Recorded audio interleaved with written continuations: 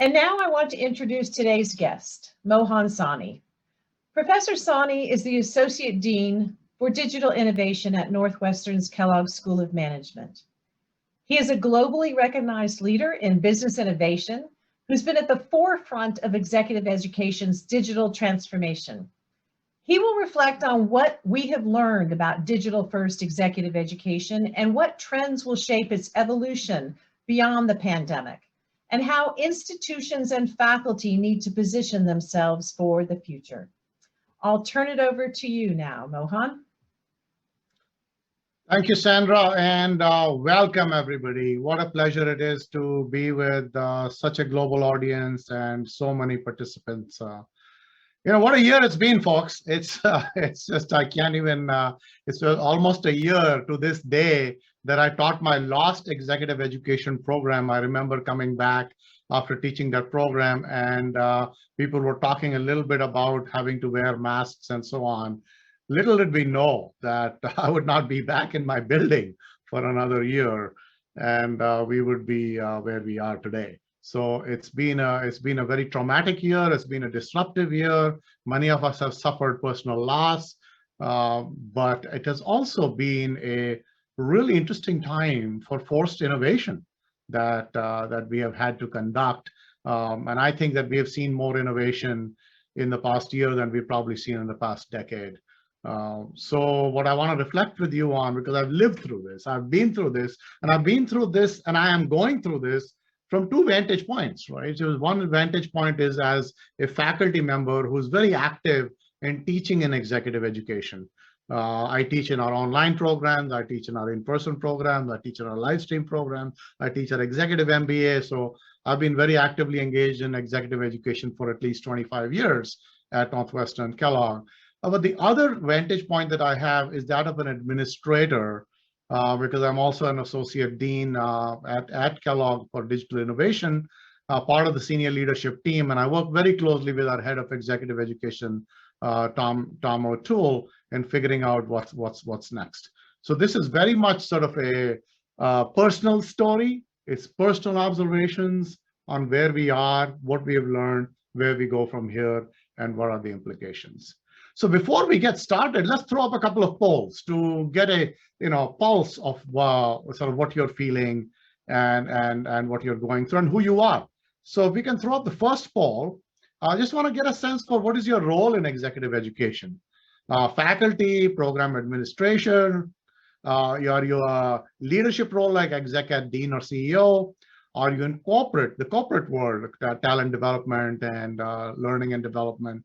Or are you simply an executive who wants to learn about as a participant in executive education? All right, the polls are moving along very aggressively. And let's see, let's give it another 15 seconds. As we say in Chicago, poll early, poll often, so it's like vote. Okay, so we have, most of the people have voted, so I'm going to actually, all right, there you go. So it's a very varied crowd. So about half of your faculty, about 30% are administrators, 14% are leaders in dean or associate dean or CEO of exec ed, and a few people from the corporate world. So, all right, let us move to the second poll. And that second poll, if you are involved in executive education, how much has your business been impacted in 2020 relative to 2019? By the way, for some of you, this might not be a relevant question if you're not if your institution doesn't offer executive education. So let's see where we stand here. This is sort of like the effect of the pandemic on the executive education business. Wow, you folks are voting very quickly. I love that. I love that. I wish that we had this kind of response rate in elections.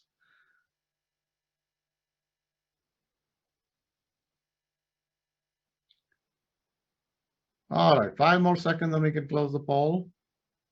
All right, let's close the poll and see where we stand.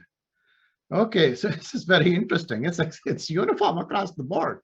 But I'm really fascinated by the fact that 20% of you are saying that your revenues are actually higher which is not what I would have expected. But at the same time, 16% of you are saying that their revenues are lower by 40% or more. So, as you can see, lots of disruption taking place.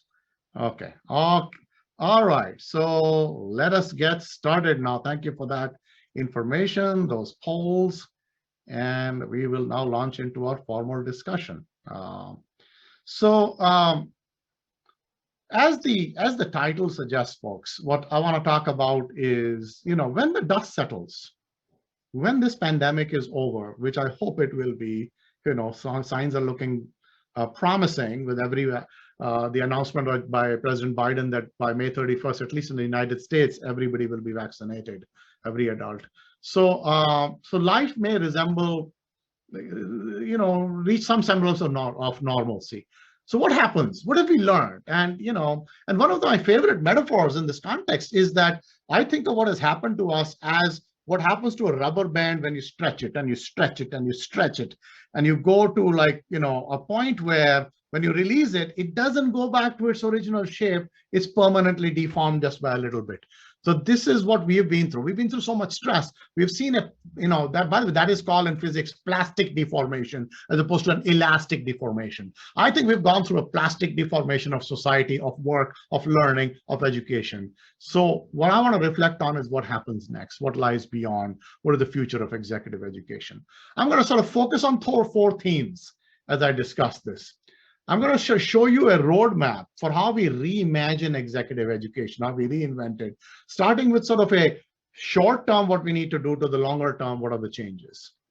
Then I want to sort of reflect on, by the way, this roadmap for reinvention is really focusing on what have we learned.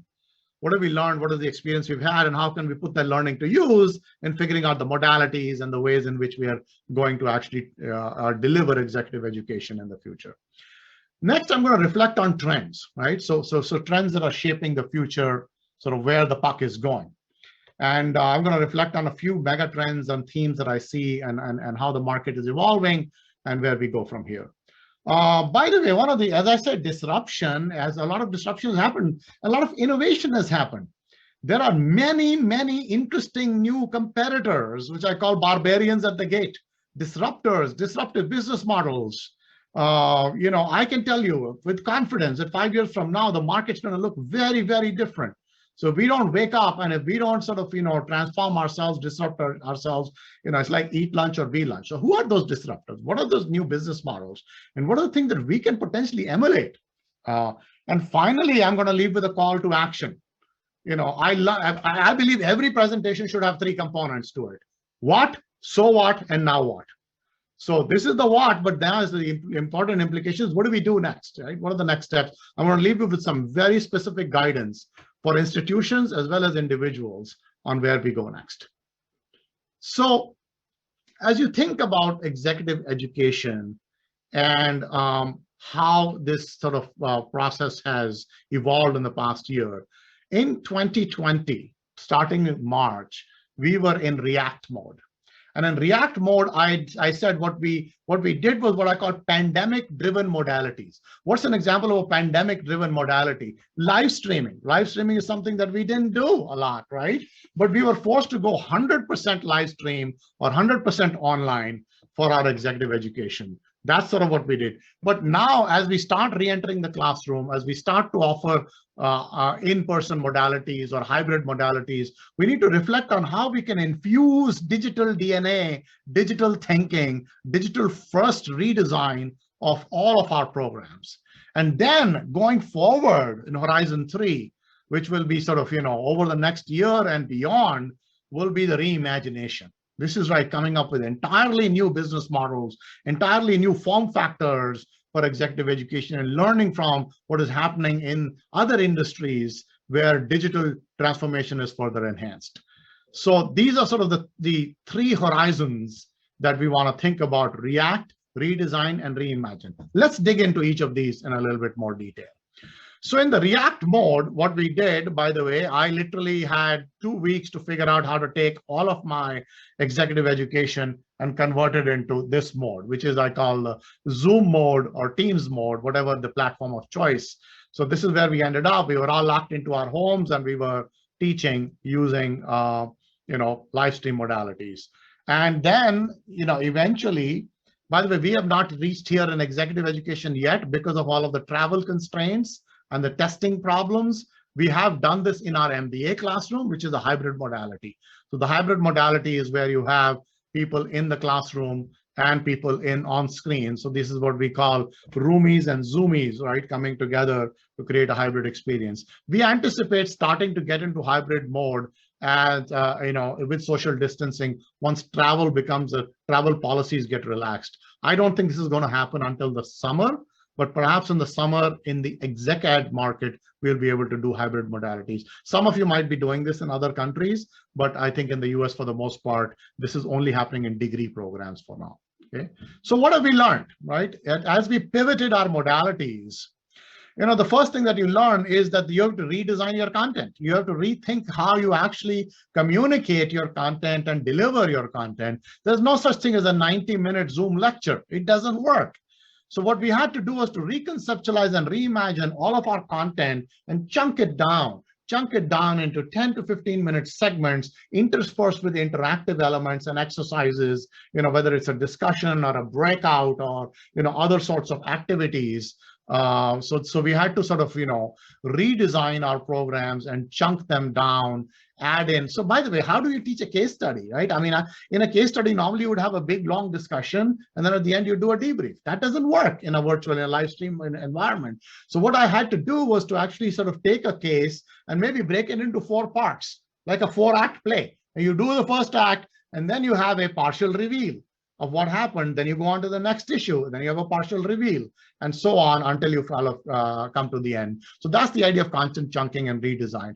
Also, for executive education, we have to really think creatively about interaction and engagement beyond the classroom and in the classroom. So engagement opportunities. So what we found there was breakouts were a very phenomenal way to create engagement. In fact, in one program that I teach, I have a simulation game, and that simulation game, we have to actually have bid on an auction, and teams bid on auctions. So I was able to now send people into breakout rooms and come back and discuss the auction results. I couldn't do this in a physical classroom. So this was really cool that you could actually now use the breakout room functionality to have people, caballing on their sort of their strategies and coming together. Let's say you're teaching a negotiation class and you want to sort of have private discussion, then you want to bring people together, using the breakout rooms functionality. The other thing that we found was fascinating was that in one case, I taught a 90-minute class where I had 3 guest speakers from 3 continents come in for cameos for 5 minutes each. I could never do that in the physical world. So we started to sort of understand there are new opportunities to create interaction and engagement. By the way, people can participate like you are on the Zoom call. You could participate in chat. You could participate by raising your hand. You could participate by unmuting yourself. There are lots of ways. You could participate through Q&A. There are many more ways to engage, and particularly when students don't have English as their first language, this becomes a great way to engage, right? So, but then we also in executive education, it's not just a 9 to 5, it's 7 by 24, particularly when people come in person. So we have to think innovatively about networking and socialization outside of the formal hours. So we created this concept of virtual coffee chat with faculty. So we would just hang around during lunch hour or coffee hour, and people could come and chat with us just on any issues. In one program we did something cool. In the lunchtime, we had theme tables. So like one table had a theme. What are the shows you're binging on Netflix? Another table had a theme. What wine do you like? Right? This is the wine table. Then another one was parenting challenges during COVID. And you could just join those tables based on what you're interested in, and faculty would pop in and out of those discussions. So having those social events. And another thing we did was what we call the purple hug, which is send people some swag, send them t-shirts, send them lanyards, and so that then they log in, they're all look and feel is the same, their backgrounds are the same, they look like you're in the same place. By the way, in one of my MBA classes, I did something really interesting. I wouldn't recommend this at scale. I used to teach an evening class. So I actually had bottles of wine shipped out to every student's home. And then I had wine tasting in the final class, a final toast, because my students were graduating, and I felt sad that we couldn't be there in person. Now, I did this out of my own pocket. I paid for it myself, got this thing on wine.com, and wine.com wondered why I was sending wine to 65 people. So anyway, so that's sort of the idea of networking, socialization. We found it very important to have icebreaker sessions, intro sessions before the executive program, so people get to know each other and introduce each other, because we need to replicate that socialization that is so important for the in-person programs.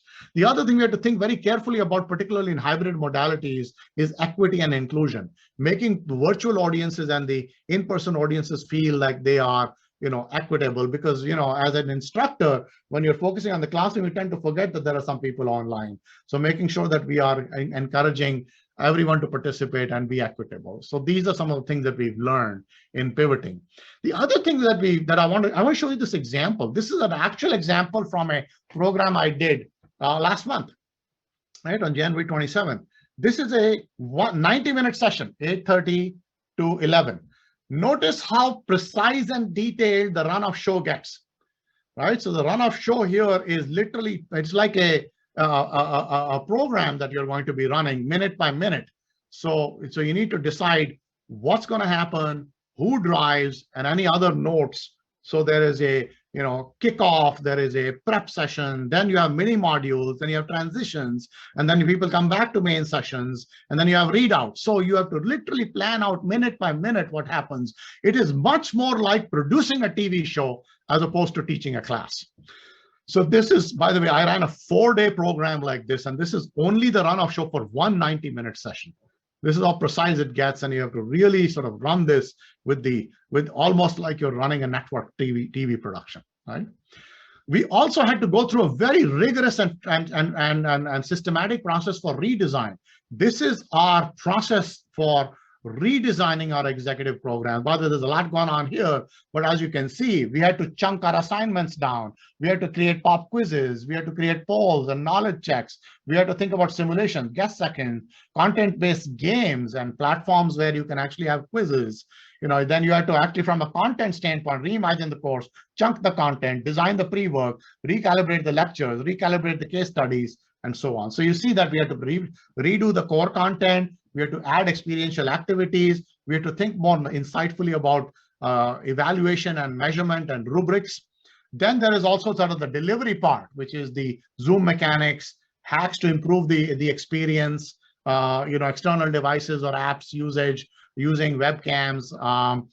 Some of you might wonder what I'm using right now. I'm actually not using a webcam. I'm using an SLR camera that's behind my Surface Studio. And the other thing you might wonder is, what is this pen? It's actually a stylus that I can use to actually annotate. So all these are ways in which you can improve the quality of the experience. By the way, I would strongly suggest get yourself an SLR camera or use your smartphone as opposed to a webcam. Webcams suck. Don't use webcams. So anyway, so that is sort of the whole process. So we actually have the faculty, a program design team, a program management team that is involved, as well as a business development team that works with the clients involved in this redesign. So we've learned how to be agile, we've learned how to be cross-functional, and we've learned how to have a methodical process for restructuring and reformulating our programs. By the way, we all are teaching from our homes now. A lot of times you would actually, in fact, when I have to go to my office now, I need a COVID negative test, certificate, I have to sign a form, I have to get permission. I can't just walk into my office. So I've been teaching from the home. So by the way, not all of you will probably get to this level of setup, but I'm a bit of a geek. I love technology. So this is my live stream setup at home. I don't sit in, right now I'm sitting in front of the Surface Studio, but when I teach, I actually stand, right? And I stand in front of this Surface Hub. I've actually brought this device home. This is a 55-inch device from Microsoft, which allows me to see people in a big screen. That's an SLR camera because the Surface Hub camera sucks. I don't like it. So I put my own camera on a tripod, behind this thing. And this allows me to actually, by the way, I'm also using a lavalier wireless microphone. You see that there. So I have great audio, I have great video, I have the ability to walk around and move. But I'm also have been doing a lot of recording work, a lot of asynchronous content, and this is my recording setup, where I actually have my home studio. This is my camcorder, And then I also have an SLR camera because I'm on a Zoom call with the production team on the other side, but I'm also recording in 4K using this 4K camcorder. I have my laptop in front where I can see the people that I'm speaking to, but I'm actually recording in front of this camera. So this is my setup for recording. I have recorded literally almost 50 hours of asynchronous content that is being used in our online program. So that's sort of the setup that I've had to build at home. And if you're interested, I can give you more details of the configurations involved and the hardware involved and so on. Now, this is maybe a couple of $1,000s of investment, but you know what? These are essential work tools, and I think it's an investment worth making. Okay, that's what we did, what we learned just in a short run. Now what, right? And as we go beyond, we need to rethink our modalities. And what are next generation modalities? So the next generation modalities, let me just throw out some ideas. Live streaming is going to go, there is life beyond Zoom, folks. So there is going to be immersive live streaming, right? So immersive live streaming, here's an example of immersive live streaming. This in particular is the Barco solution, and that is being used in ISA. As well, I think Emory is also using this solution. So it's basically a big wall of screens where you can see each participant in one window. So it makes a much richer experience, for the instructor. By the way, it's not cheap. A classroom like this costs about $750,000 to set up. Right. This is another instance of this. I think this is an HBS classroom. So that is sort of this immersive hybrid and immersive live streaming. There are also some other interesting possibilities of what we call immersive geographic pods. So the idea here would be that you have small audiences who are geographically distributed, 6 people to a room, 8 people to a room. Maybe they're at a WeWork location. Maybe they're at a FedEx Kinko's. Maybe they're at a hotel. And then they are all participating over live stream, but they are together in one location. So there's a hub and spoke idea that you can create potentially a geographically distributed exec ed class. Then there are some really cool ideas we are working with. We're working with a startup company on HoloPresence, where you can actually holographically project people and particularly guest speakers from around the world, right? So this is, by the way, this is the example of immersive live streaming. This is an experiment I ran 5 years ago, believe it or not. This is using the Cisco telepresence. You see me here, but there are 5 other locations, and it is a beautiful immersive experience. So this is where you would have a CEO program or a high-level program because this is what we call a symmetric setup. The problem with this setup is that the participant still has a normal experience. They're still sitting in front of a laptop. But here you have a symmetric experience. The other endpoint is also as rich as this. So this is the Cisco telepresence solution. So these are all the different approaches that we can take, right? This is HoloPresence, folks. This is so cool. What you can see here is that these 2 ladies are actually not there. They are being projected from 3,000 miles away, and you can have a panel discussion. So this is a company that we are working with called ARHT Media. That is actually going to, we're actually planning, thinking about for graduation. We might have a keynote, sort of our keynote speaker holographically appear and holographically shake hands with all of the people passing, walking the stage. So anyway, so these are some interesting next generation modalities. But it's not just about modalities. It's also about redesigning your content. So what we might end up is, from a legacy program, we end up with a hybrid experience. Right. So this is, for example, that you might have a simple sort of a base program. And in that base program, you might now add a grand holographic opening with a keynote. You might have modular and chunked content for the live stream. You might also have some framework-based asynchronous content that has been given as pre-work. And then you might have a capstone session or a grand finale that is done in person. So you see how we are going to end up with sort of these hybrid experiences. Don't consider the world of online or in person. That is a binary, very simplistic definition breakdown of the world. In practice, we're going to have these sorts of hybrid experiences. We're going to combine the best of digital, combine the best of physical to create these experiences that are adapted, that are customized for participants to give them the best. The other thing that is happening in redesign is the productization of exec ed. So this is the idea that you use asynchronous components to create scalable executive education. So the notion here is that we have a hybrid format where you have a combination of asynchronous content and synchronous content. And the asynchronous content is the productized component that can be scaled far more effectively and where margins can improve with scale. So I have several courses in the market, right? So I have a digital marketing course, I have a product strategy course, I have an AI course, I have a products management certification course. We offer a number of courses and literally thousands. Right now, I was this morning on a webinar for live session with my product strategy cohort. It's hundreds of people from 50 countries. There's no way I could have taught those people in again. But this is not a MOOC. This is not a program that you run for $50. These are relatively high value programs that and they're high value because they combine asynchronous with synchronous content. It's high value and it has mentoring, it has TAs and so on. So what is really interesting is the economics of productization. So let me do a very quick math exercise here. There's a lot of numbers here, but what I want to show you is that when you run courses in person, they don't scale.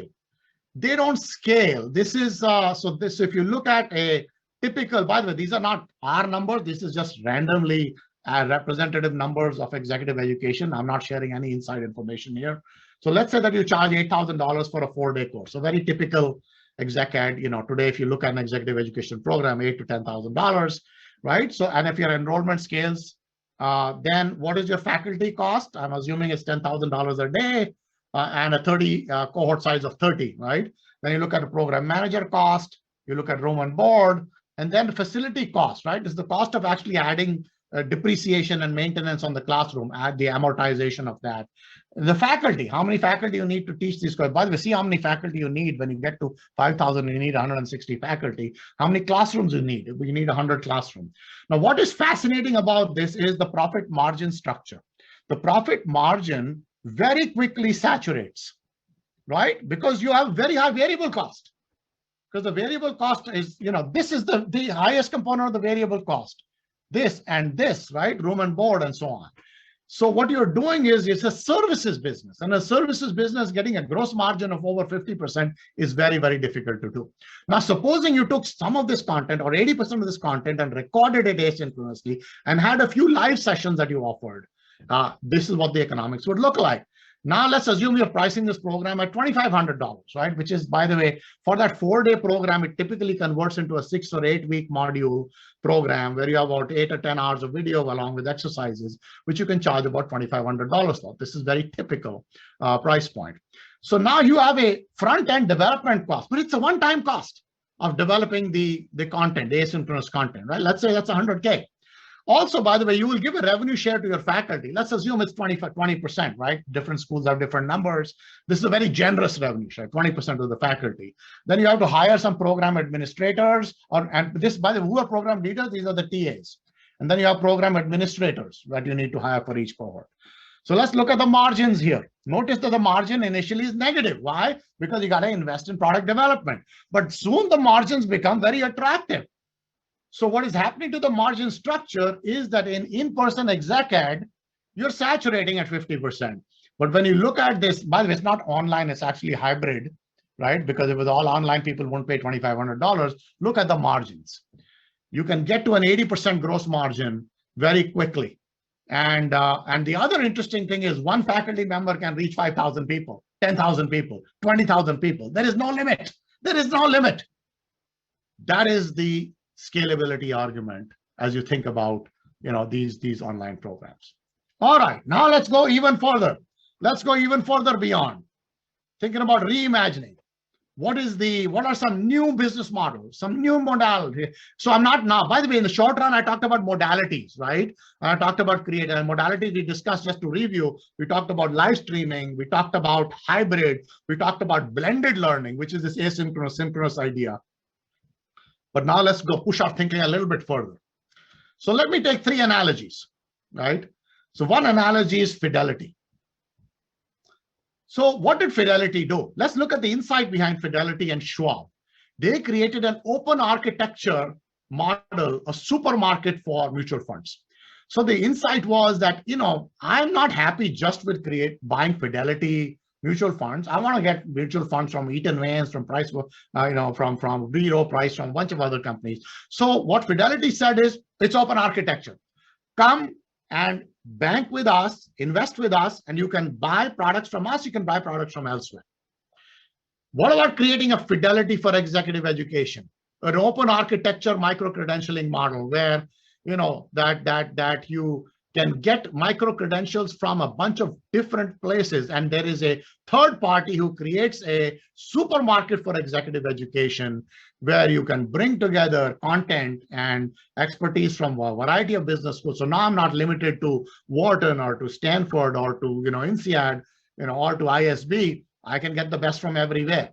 So this would be sort of potentially creating an Uber-like marketplace, a Fidelity-like marketplace for executive education. This is already happening, folks. I'm going to share some examples of what might happen. The other thing that you might say is, wait, why would I let Fidelity do this? Why won't business schools come together and create a consortium? By the way, this is the Orbitz idea. You know how Orbitz was founded? Orbitz was founded by a consortium of airlines coming together and saying, hey, I'm not going to let an Expedia or a Travelocity take away market share. I want to actually enter this market myself.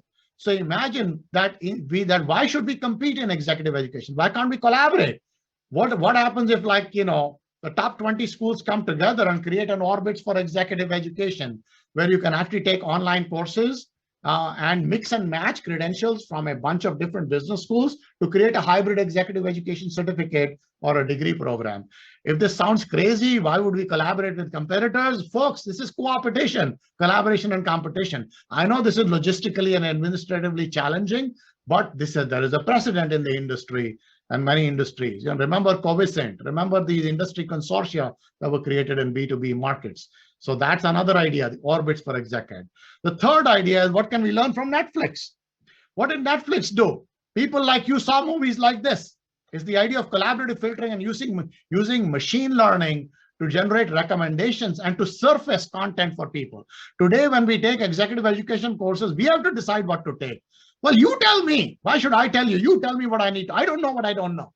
So imagine that you create a portal that basically looks at the learner preferences and the learner profiles, and then basically has a massive content repository of learning objects. And those learning objects get surfaced based on a recommendation engine, a Netflix for learning. So when you go in there, you can see what's trending, you can see what's recommended for you. So that becomes an open platform. So those are some three ideas. And by the way, there are competitors that are appearing that are starting to do, some of these in early forms. I call this proto competition, but this is eventually going to evolve into a more, comprehensive way.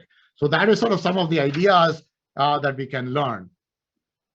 So what are some trends that I see that will shape the future of executive education? The first thing that I talked about, I showed you the diagram of how you reimagine an executive education program. Folks, we are going to go omni-channel. We are going to become omni-channel, where we are going to be able to offer, and customers are going to demand, channel agnostic executive education. I want location to be irrelevant. If I choose to consume something online, if I choose to consume something in person, don't make that distinction. If I choose to consume something, so let's do this 2 by 2, right? So let me erase this, make a better 2 by 2. So I have synchronous versus asynchronous and in-person versus online. Enable all 4 quadrants for me. If I decide I want to consume some content asynchronously and I want to consume that online, allow me to do that. If I want to consume content synchronously, but I want to do it in person or I want to do it online, allow me to do that. So so imagine an executive MBA program where you say, one session I'm traveling, I'll attend it online. The other session I want to do in person. By the third session I want to do in Hong Kong in person, because I have a pod in Hong Kong that you can join. So we're going to have to think on, by the way, retail has gone omni-channel already, and last time I looked, customers don't come in online and in-person versions, right? Executive education, our customers are customers. They will demand this. The second thing we're going to see is strategic learning partnerships. The custom executive education market is going to evolve into deep partnerships with a few corporations where you're going to take charge of their entire end-to-end learning responsibilities, because they need different strokes for different folks. They need some online programs. They need some in-person programs. They need leadership programs. They need different modalities. So for instance, I have led our engagement with Microsoft for 20 years, uninterrupted. And we're going to do another program with them next week, for instance. We are a strategic learning partner with them. They help us and we help. And by the way, they push us. I have done everything with them. I have done asynchronous, I have done in-person, I have done live stream, I have done train the trainer, I've done virtual, I've done all sorts of different programs because they are constantly pushing us and say, you are our strategic partner, you guide us, and we are measured there in terms of business impact that we drive. So instead of offering, I think see the market for open enrollment programs shrinking and the market for custom programs increasing. But it's going to be deep customization, not this sort of putting lipstick on a pig pretend customization. The third thing I predict is going to happen, already is happening, is outsource partnership with exec ed providers. This is the supermarket idea. So these are companies like Emeritus, companies like Get Smarter that are coming in, are hosting courses from multiple business schools. Emeritus, by the way, is a unicorn. They have a valuation in excess of $1 billion built on the back of content that came from us. That's a fascinating notion, right? So this is why we need to do a consortium of business schools, because we have allowed the creation of $1 billion startup that is leveraging, business school content and creating a lot of shareholder value for their shareholders. So that is the idea of on. But you know what they're really good at? They're really good at customer acquisition. They're good at digital marketing. They're good at administration. We don't know this stuff. We don't know how to acquire customers for online courses. Neither do many of you on the call. So what I say, focus on the core. Focus on what you do the best and outsource the rest. The fourth thing I see happening is a K-shaped growth. I see an increase in the very high value programs in person, and I see increase in the bottom, which is massively available online courses. If you're in the middle, where you're offering marginal warmed over content for in-person programs, forget about it. You're dead. That's the value of death.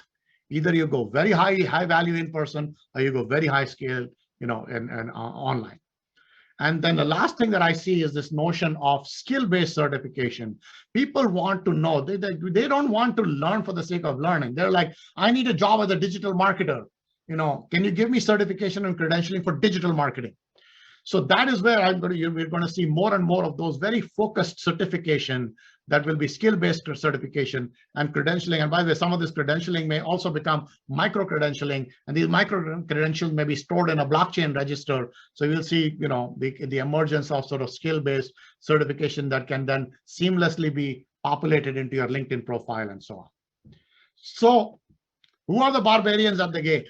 There are so many disruptive players, folks. We need to be awake at night. There's a lot of competition, right? So let me show you some examples. Learning marketplaces, right?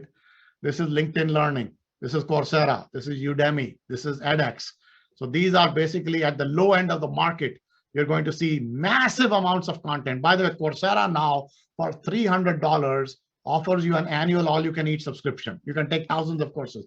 And by the way, this includes degree courses, including a computer science degree from University of Illinois, which is one of the top 5 schools. So this is becoming at the low end. You can never compete with the volume of content that a LinkedIn Learning has, that a Coursera has. So you need to add value beyond this. So this is the learning marketplaces. The other interesting thing is happening is practitioners as brands. This is a very interesting idea. So this is a company called the Power MBA. So the Power MBA basically is you pay $1,000 and you can get an MBA. But the MBA is not from faculty, right? So who are the faculty? John McKay, founder of Whole Foods; Jennifer Fleiss, co-founder of Rent the Runway; Steve Chen, founder of YouTube, right? Co-founder of Shazam.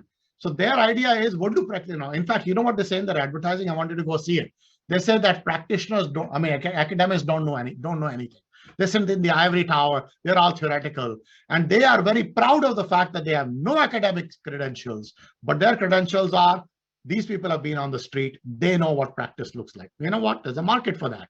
Do I want to learn from Professor PhD, or do I want to learn from Professor John McKay, who built Whole Foods? It's a debatable question. Now, the interesting thing is we can bring these people into our own courses. We can co-opt, right, these practitioners.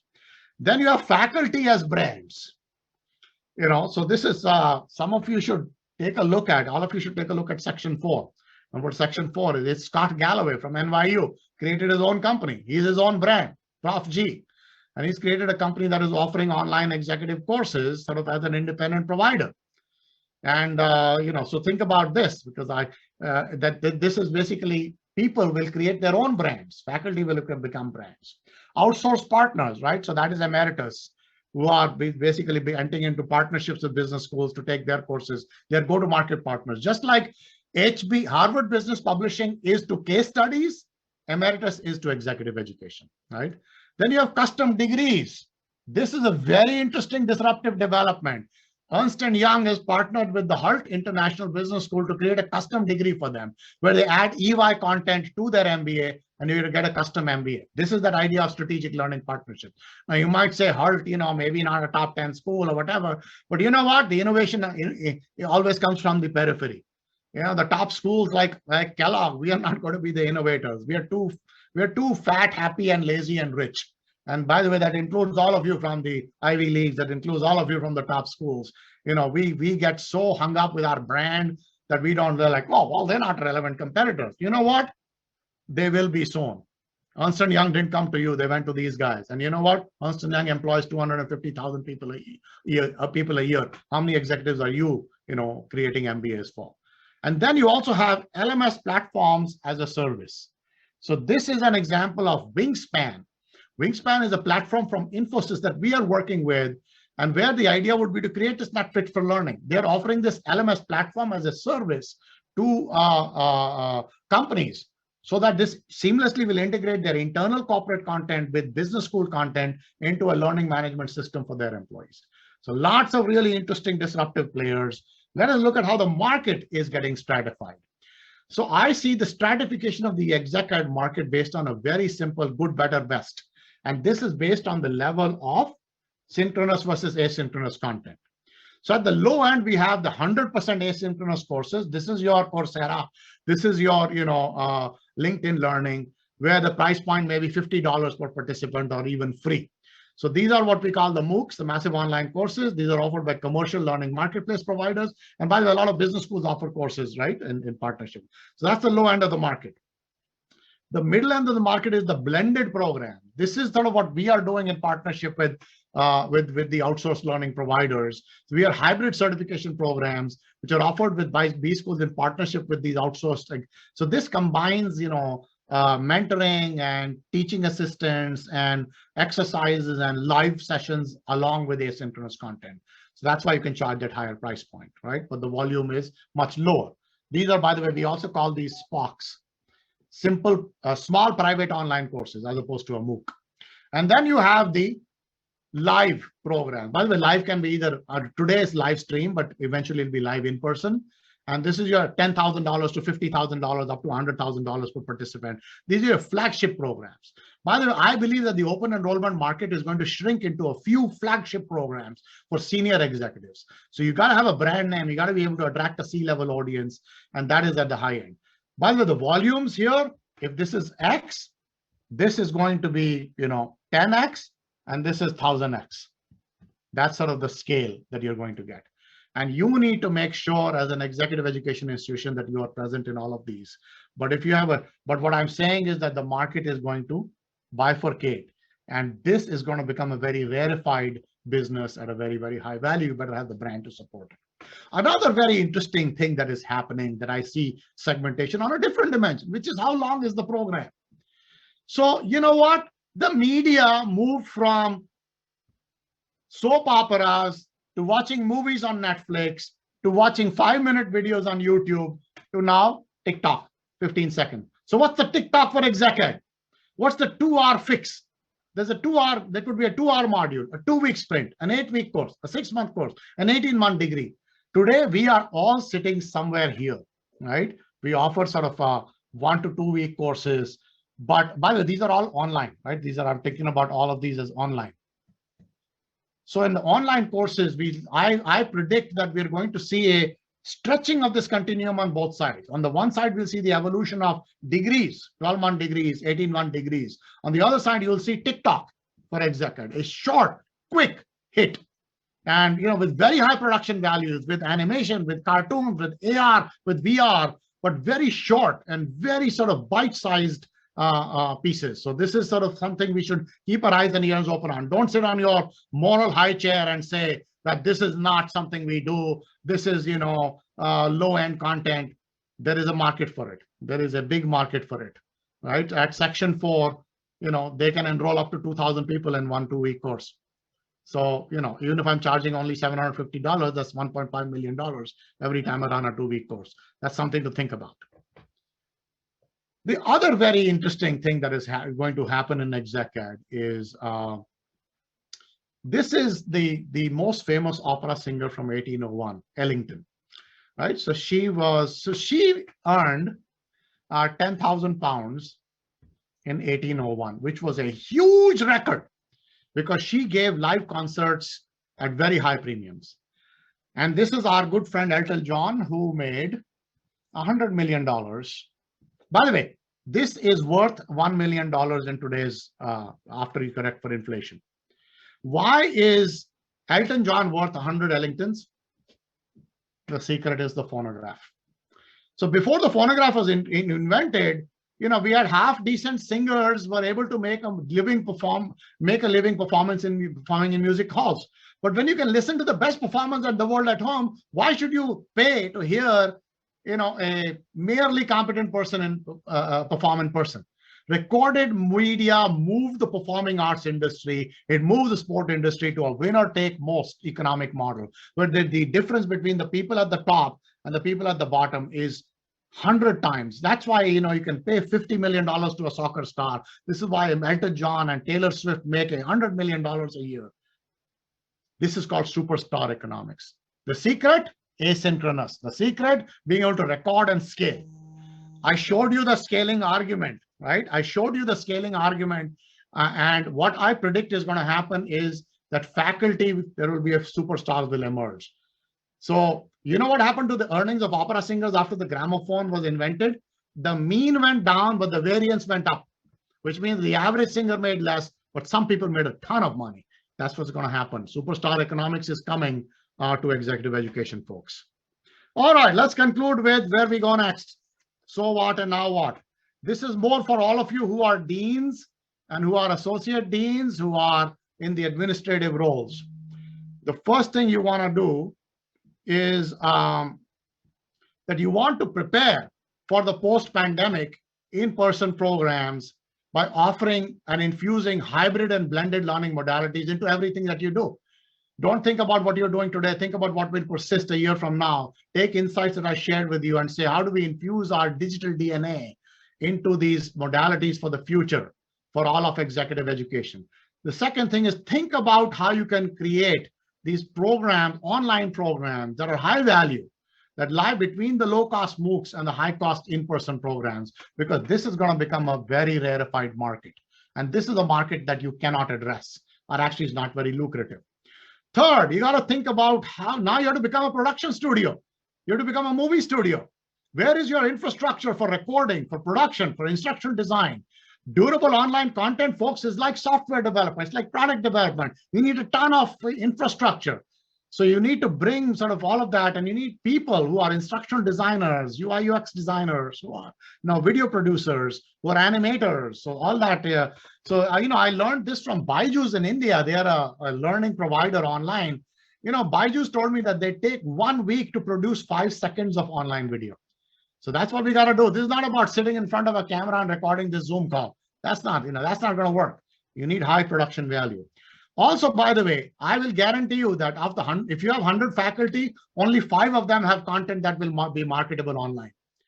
There is very few faculty. People don't want to learn Econ 101 online. They don't want to learn Marketing 101 online. They want to know digital marketing. They want to know AI. They want to know analytics. They want to know, private equity. They want to understand what's happening in platform markets. They want to know, digital storytelling. So there is, unfortunately, many of our faculty they don't have cutting edge content, or they find it difficult to change. So you got to find those 5 people out of 100 who can actually create high in demand domain expertise and content. The other thing that you'll realize is not everybody has great screen presence. They may be great at teaching in a classroom, but in front of a camera, you need to behave differently. You need to have screen presence. So, you're literally talking about creating movie stars out of faculty, right? You'll also have to rethink your business model, how you price your programs, faculty royalty arrangement, who owns the IP, what is the revenue sharing arrangement? What are the capital investments? How do we invest ahead of revenues? By the way, for an average program that you might create, you have to spend $100,000 to $200,000 to invest upfront before you see a single dollar in revenue. That's not a mindset that you're familiar with. You also need to think about your physical plant and your facilities. What will the classroom of the future look like? I can tell you it's not the classroom of today. So if you're thinking about a physical plant, how do we create those facilities and the physical plant to redesign them to support these digital first modalities? And the last thing I will say is that your marketing teams for executive education need to be retooled. We are very good at high touch marketing and high cost customer acquisition. But digital marketing requires a very different talent pool. It requires a very different skill set. It requires a different approach to customer acquisition, lead management. It requires technology. It requires infrastructure. So you got to really rethink your go-to-market strategy in your marketing teams to make sure that you're beefing up your digital marketing talent. All right, so that's a long and a very quick view of where executive education is going and what we have learned. I want to stop sharing here and open it up to questions. We got just about 6 minutes for questions, so let's make it snappy.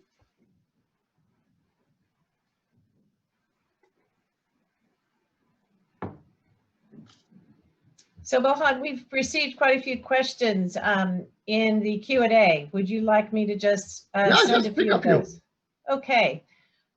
So one of the things that came out to me is, do you see a workforce shift leading to skill-based certifications and certificates being the predominant post-secondary education for entry-level employees? If not, why, when middle skill jobs generally can be done without a 4-year degree? Sandra, I think that there is a value to that social engagement that you get, that when you come on campus and when you interact. But what I see is potentially the creation of partnerships between corporations and universities to create basically what I would call potentially even captive programs. So here's an example that in India, there is a precedent for a business school that got into a partnership with some of the IT companies because they were desperate for the analytics talent. So they said, listen, you create a 4-year program where we will bring in some of our faculty, some of our content, and you teach them the basics, but we will take your entire batch. We will guarantee them jobs with us. So this almost becomes like a captive feeder program. So I see potentially these partnerships like the HULT EY we talked about. This is at the MBA level, but even at the undergrad level, particularly for professional education, for business, engineering, and so on, that you might have this interesting hybrid where you have a combination of a corporate partnership and in university learning to create sort of this 4-year learning.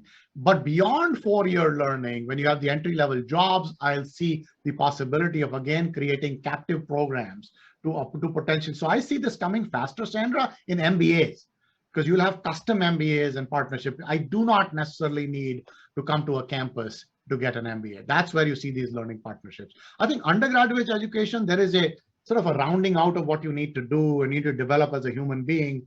You need to learn how to social. So there's a lot you learn besides what you learn in the classroom. There'll still be a value for going to campus. Great, thank you. Another question came in. What opportunity do you see for scalable, customized programs based on industry? And are the trends you described happening globally?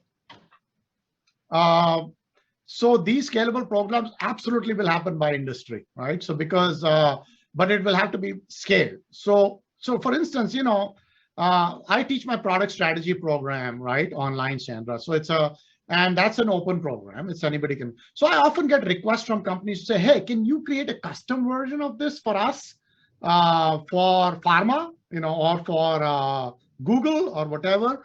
So I'm like, yes, I can, but asynchronous content requires an investment upfront. So if you're willing to invest in creating that custom program for a specific industry or specific client, absolutely. But it's a matter of scale, right? It's a matter of scale. So I think that, you need 1,000 seats, you need 1,000, 2,000. So if you have a company as big as, and by the way, we've done this at Kellogg, we've done this for large clients like Accenture, where thousands of people have gone through a program. I've done this for Microsoft. 5,000 people went through sort of a program. It was a custom program that we created. As long as you have scale, you can create these variants by industry. Are these trends global? Absolutely. Everybody knows Zoom now, and everybody's on there are more mobile connections on this planet than there are people. So, my programs, I've been blown away by my online programs. This morning, I have people from 63 countries on my call. And by the way, is this call global? Damn well it is global. So yes. Definitely. So we have time for probably just one more, and then we've got some closing remarks. But for institutions that are new to the exec ed world, how do you recommend they go about conducting research to find out where there are unmet needs and demand in exec ed? That's an excellent question. I think, and I'll be honest that in our case, for our online courses, we actually rely on our partners because they're closer to the market. Right? They tell us what are the needs and the unmet needs. So one is partnership, but the other is sort of commission your own research, right? Go out and talk to people. By the way, there's no substitute for going out and actually talking to customers, right? What a novel idea, right? Get out of the building and talk to people. Talk to heads of learning and development. Understand what their needs are and where the market is going and where their needs. So I think that really having customer insights and customer empathy, having a good understanding of what their needs are, that's the best place to start. And if you're starting out new, right, start small. Talk to a few clients. Create an advisory board of some of your key clients that you can get input from and figure out where the market's going. That's great. Well, we don't have any time for any more questions, but I just want to take a moment. Thank you, Mohan, and everyone for joining today. I hope you found today's presentation helpful. And I do want to remind you, many of you have been sending questions in